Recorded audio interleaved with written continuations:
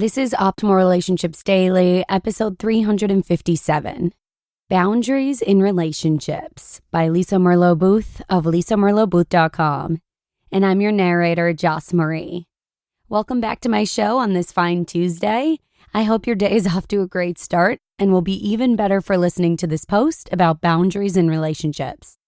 And I actually feature Lisa Merlo-Booth pretty frequently here on the show, so you may want to consider subscribing if you'd like to hear any of her future or former posts. But with that, let's dive right in and start optimizing your life. Boundaries in Relationships by Lisa Merlo-Booth of lisamerlobooth.com. I believe the two most pivotal skills for being in healthy relationships are boundaries and self-esteem. They are the foundation from which everything else flourishes. This post is going to address boundaries. Because boundaries are complex and so pivotal, beware that this is a longer than usual post. Okay, so what are boundaries?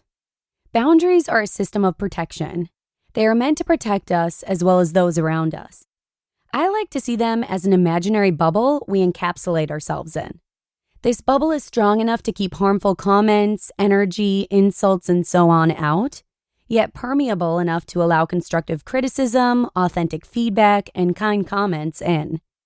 We are the controllers of our boundaries. We decide what we allow in and what we keep out. The way we determine what comes in is if it's true or not. We ask ourselves, is this true for me? Is this something I need to take in and look at? If the answer is yes, then we let it in. If the answer is no, then we simply let the comment bounce off our bubble, boundary, and move on. If we choose to let something bounce off our bubble, then it is done with. There is no need for us to get defensive, have a reaction, or stew about it. If it's not true, then don't spend time on it. Examples of things that we don't want to let in are your partner coming home in a bad mood and snapping at you, someone accusing you of something you know you didn't do, someone swearing at you, calling you a name, or putting you down. The reason you don't want to take any of these in is because these comments are not about you. They are about the person who is speaking to you. If your partner comes home in a bad mood and is snapping at everyone in the home, then they are having a bad day. Keep your boundaries up and don't allow their bad day to become your bad day. Instead, as I once heard a person say, imagine that your bubble just got slimed. Spray it, wipe off the slime, and move on. Let me use the kick the dog story. Only I'll use a different term than kick. Say Tom comes home and had a terrible day at work.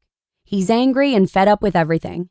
The dog comes up to greet him and Tom shoves the dog to the side and says, "Stupid dog." Now, is this because the dog's a stupid dog? No, it's because Tom is having a bad day and he thinks that bad day justifies his cruelty. His comment has nothing to do with the dog. It has everything to do with Tom. It is the same with people. We need to get better at determining what we need to take in and look at and what has nothing to do with us and we need to keep out.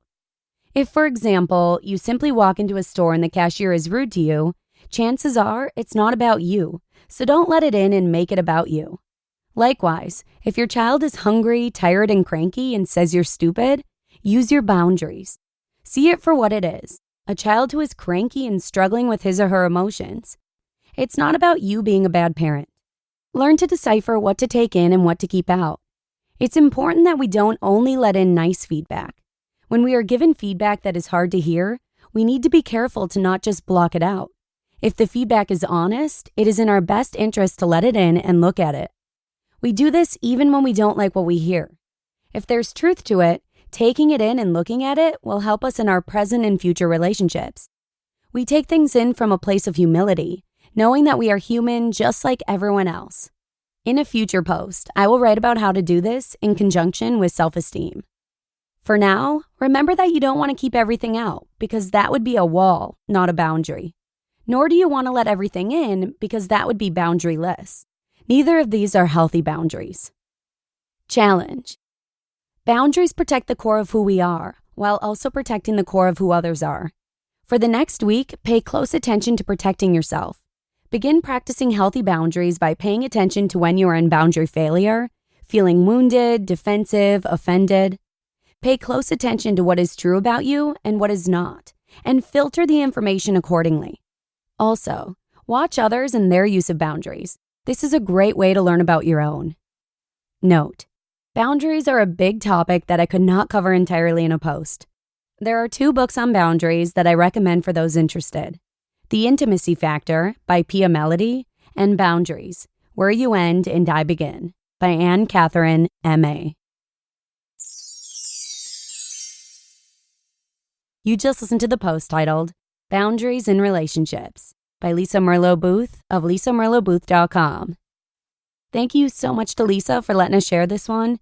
I especially like the advice she gives about not only taking in positive feedback, but also constructive, honest feedback that may not be so easy to hear. This is the type of feedback that can help make us better versions of ourselves. So while our immediate reaction may be to get defensive, it is likely best to listen with open ears and really think about the advice. But on that note, I'm going to go ahead and call it a day. Thanks so much for stopping by. Have a great rest of your day, and hopefully I'll see you again tomorrow with a post from Loves, where your optimal life awaits.